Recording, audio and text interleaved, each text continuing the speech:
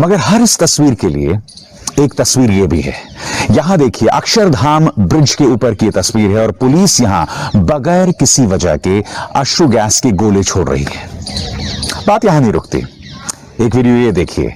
इस वीडियो में देखिए, एक ट्रैक्टर के ऊपर तिरंगा है और पुलिस किस बेरहमी के साथ यहां लाठियां भांज रही है।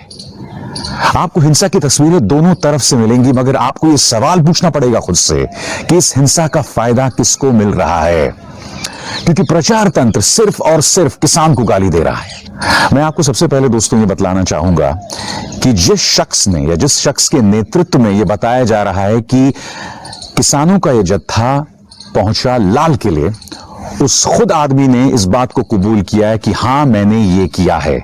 1 मिनट का उनका ये बयान है। नाम इनका है दीप सिद्धू। इनका किरदार शुरू से ही रहस्यों से घिरा रहा है। ये खुद क्या कह रहे हैं, सुनिए। के 4 तरफ से बॉर्डर, जो हमारे किसान जथेबंदियां या हमारे लोग हैं, उन्होंने चारों तरफ से वो बॉर्डर, एक ऑब्स्टैकल जो वहां बैरिकेड की हुई थी, बैरिकेडिंग, उसको तोड़ के आगे बढ़े, उसको तोड़कर आगे बढ़े और वो सब जैसे हम सब रेड फोर्ट की लाल किले की तरफ चले गए। जब रेड फोर्ट की तरफ गए तो एक सिंबॉलिकली अपना रोष, अपना प्रोटेस्ट, अपना विरोध दर्ज करवाने के लिए जो नए कृषि कानून बने हैं उसको दर्ज करवाने के लिए हमने वहाँ निशान साहब भी लगाया, हमने किसान झंडा भी हमारा लगाया, किसान मजदूर एकता का नारा भी बुलंद किया। इसलिए किया और पीछे उसके तिरंगा लगा हुआ है। जिस पोस्ट पे हमने झंडे लगाए उस पोस्ट के ऊपर कोई झंडा नहीं था। और बात यहां नहीं रुकती है। जब लोगों ने निशान साहब फहराया था तो इस बात का विरोध कई किसान बुजुर्ग कर रहे थे। और अब मैं आपको एक वीडियो दिखाना चाहता हूं जो इस बात की तस्दीक कर रहा है कि कुछ लोग उस बात से खुश नहीं थे। देखिए ये वीडियो।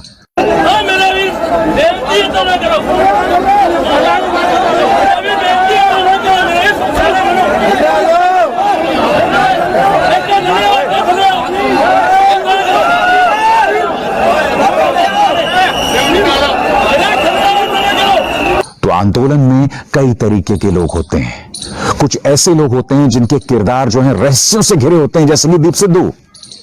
और अब मैं आपको सुनाना चाहता हूं कि किस तरह से दीप सिद्धू जो है, उससे जब लोगों ने सवाल किया कि आखिर तुम क्यों लाल किले गए, क्यों तुमने वहां पर इस तरह से बलवा मचाया, क्यों तुम वहां पर इस तरह से अराजकता मचा रहे थे, तो दीप सिद्धू के पास कोई जवाब नहीं था। ये किस तरह से भाग रहे थे आप खुद देखिए।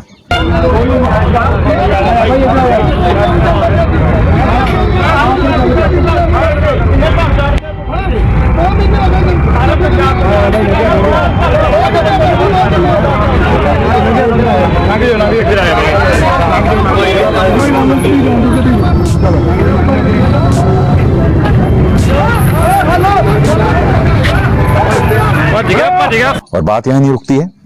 अब मैं आपको सुनाने वाला हूं गुरनाम सिंह चढ़ूनी, जो कि किसान नेता हैं। वो खुद कह रहे हैं कि दीप सिद्धू जो हैं वो भारतीय जनता पार्टी से जुड़े हुए हैं और वो लगातार किसान आंदोलन को बदनाम करने का प्रयास कर रहे हैं। क्या कह रहे हैं गुरनाम सिंह चढ़ूनी, आप खुद सुनिए। साथियों, आज की जो घटना हुई है लाल किले पे, वो उसको एक तरह से धार्मिक रंग देना जो है वो निंदनीय है। और हमारा जो आंदोलन है वो केवल किसानों का है, जन आंदोलन है, ये धार्मिक आंदोलन बिल्कुल नहीं है। और दीप सिद्धू ने जो किया है हम उसकी कड़े शब्दों में निंदा करते हैं और हमें लगता है वो सरकार का दलाल है। बहुत दिन पहले से गड़बड़ कर रहा है। हर बार जो किसान नेता है उनके विरुद्ध बोलता है, भड़काता है उनके खिलाफ। हर बार का यही काम है और आज जो उसने किया वो अति निंदनीय है। हमारा लाल किले पे जाने का कोई प्रोग्राम नहीं था, वो बागी होके गया है और लोगों को भी उसके जो बहकावे में इस बात पे आगे कि हम रिंग रोड पे जाएंगे, लोगों को भी ये मालूम नहीं था कि लाल किले पे जाएगा। तो हम उसकी कड़े शब्दों में निंदा करते हैं और ये आंदोलन जो है इसको बिल्कुल किसानों का आंदोलन है और किसानों का ही रहेगा। दीप सिद्धू मैं ये तो नहीं कह रहा हूं कि ये भारतीय जनता पार्टी के कहने पर यहां आया और उसने किसान आंदोलन को बदनाम करने का प्रयास किया, मगर मैं अब आपको कुछ तस्वीरें दिखाना चाहता हूं। यहां देखिए, ये प्रधानमंत्री नरेंद्र मोदी और सनी देओल के साथ है। यहां पर ये अमित शाह के साथ है, गृह मंत्री अमित शाह के साथ, जब वो बीजेपी अध्यक्ष हुआ करते थे। यानी कि ये शख्स जब सनी देओल चुनाव लड़ रहे थे तो बाकायदा सनी देओल के प्रचार में हर जगह उतरा था। आज मैं आपसे एक सवाल पूछना चाहता हूं दोस्तों। कल्पना कीजिए कि अगर दीप सिद्धू राहुल गांधी के साथ कहीं दिखा होता या उसके साथ फोटो खिंचवाई होती, तो क्या आप अंदाजा लगा सकते हैं कि भारतीय जनता पार्टी के प्रचार तंत्र या बीजेपी के प्रचार तंत्र ने किस कदर बवाल मचा दिया होता? मैं फिर दोहरा दूं, ये इस बात का प्रमाण नहीं है कि दीप सिद्धू ने ये सारा काम बीजेपी के कहने पर किया, मगर मैं सिर्फ गोदी मीडिया के तर्क आपके सामने पेश कर रहा हूं। कल्पना कीजिए इसी तरह से ये दीप सिद्धू कैप्टन अमरिंदर सिंह या फिर राहुल गांधी या किसी और बड़े नेता के साथ घूम रहा होता, इस तरह से जिस तरह से ये बीजेपी के साथ था। मैं आपसे सवाल पूछना चाहता हूं, क्या न्यूज चैनल्स ने जिन्होंने कल किसानों को पानी पी कर गाली दी, खुल के बदनाम किया, क्या उन्होंने ये मुद्दा उठाया कि ये दीप सिद्धू आखिर इसका और बीजेपी का क्या लिंक है? नहीं उठाया। तो ऐसे में आपको खुद से सवाल पूछना पड़ेगा कि हमारी मीडिया भारतीय जनता पार्टी के हाथ में कितनी बिकी हुई है, कितनी झुकी हुई है, कितनी लौट रही है, जमीन पर लौट रही है। हकीकत ये है। और ये 3 या 4 तस्वीरें देखिए दोस्तों। ये ऑप इंडिया है, इसने ये तक कह दिया कि वहां खालिस्तानी झंडा जो है वो फहराया गया, जबकि निशान साहब वहां फहराया गया था। वरुण गांधी से जुड़ी हुई ये महिला हैं इशिता यादव, इन्होंने भी वही भाषा का इस्तेमाल किया। इसी तरह से आप ये देख रहे हैं, ये जो ट्रोल्स हैं बीजेपी के जो अभी इस वक्त आपकी स्क्रीन पर हैं, इन सब ने ये कहा कि खालिस्तानी झंडा फहराया गया। आप जानते हैं इनकी भाषा किससे मिलती है? अब ये देखिए स्क्रीन पर, पाकिस्तान का एक वेबसाइट जिसने ये कहा कि भारतीय तिरंगे को हटाकर वहां खालिस्तान का झंडा फहराया गया।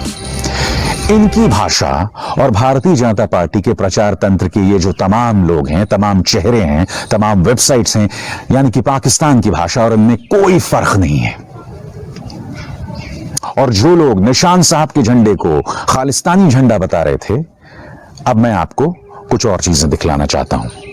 अब मैं आपको एक वीडियो दिखाता हूं, कल 26 जनवरी की जो परेड हुई है राजपथ पर। इस वीडियो में आप देखिएगा कि जब पंजाब की झांकी निकलती है दोस्तों, तो वहां पर निशान साहिब का जो है चिन्ह आपको दिखाई देगा, उसका निशान दिखाई देगा। देखिए वीडियो। अब एक सवाल का जवाब दीजिए, क्या पंजाब की झांकी में खालिस्तान का झंडा लगा हुआ था?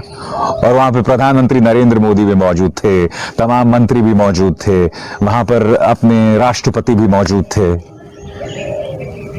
आपको जो प्रचार तंत्र सिखाता है, कहता है, कृपया अपना दिमाग पहले लगाएं। और बात यहां नहीं रुकती। ये तस्वीर देखिए, गालवान घाटी, जी हां, वहीं पर जहां मेरे 20 जवान शहीद हुए थे चीनी हमले में। यहां देखिए, ये वीर जवान गालवान घाटी में निशान साहिब का झंडा फहरा रहा है। गालवान घाटी याद है? भूल गए? हाँ, वही गालवान घाटी जहां पर जब मेरे 20 जवान शहीद हुए थे, तो आज तक प्रधानमंत्री नरेंद्र मोदी के मुंह से चीन शब्द नहीं निकला। बहुत सुविधावादी है आप लोगों की देशभक्ति। जी हां, और जो लोग निशान साहिब को खालिस्तानी बता रहे हैं, कृपया अब आप ये तस्वीर देखिए। प्रधानमंत्री नरेंद्र मोदी यहां दिख रहे हैं, 2 प्यारे प्यारे सिख बच्चों के साथ, और प्रधानमंत्री जो साफा सिर पे उन्होंने बांधा हुआ है, उस पर निशान देखिए, ये भी निशान साहिब का चिन्ह है। तो क्या प्रधानमंत्री नरेंद्र मोदी यहां पर कहा जा सकता है कि खालिस्तान का चिन्ह पहने हुए थे? क्या ये सवाल आपको खुद से नहीं पूछना चाहिए? और आज ये कौन लोग हैं जो तिरंगे के अपमान की बात कर रहे हैं? 2017 की ये तस्वीर देखिए दोस्तों। यहां पर गाजियाबाद में योगी आदित्यनाथ की रैली होती है, और आप इस तस्वीर में साफ तौर पर देख सकते हैं कि तिरंगे के ऊपर जो है, यहां पर आप देख सकते हैं भारतीय जनता पार्टी का ध्वज है, वो फहराया जा रहा है। ये लोग बात करते हैं तिरंगे के अपमान की। आजादी के बाद 52 सालों तक आरएसएस के दफ्तर में तिरंगा नहीं फहराया गया। मैं नहीं बोला हूं, 2002 शायद था जब एक व्यक्ति वो नागपुर में आरएसएस के दफ्तर में घुस गया था। उसने जबरदस्ती वहां तिरंगा फहराया और आप जानते हैं आरएसएस ने उन 3 लोगों के खिलाफ अदालत में केस किया था। क्यों? क्योंकि उन्होंने तिरंगा फहराया था आरएसएस के दफ्तर में। ये कौन लोग हैं जो तिरंगे के अपमान की बात करते हैं? आपको कहीं ना कहीं खुद से ये सवाल भी जरूर पूछने पड़ेंगे।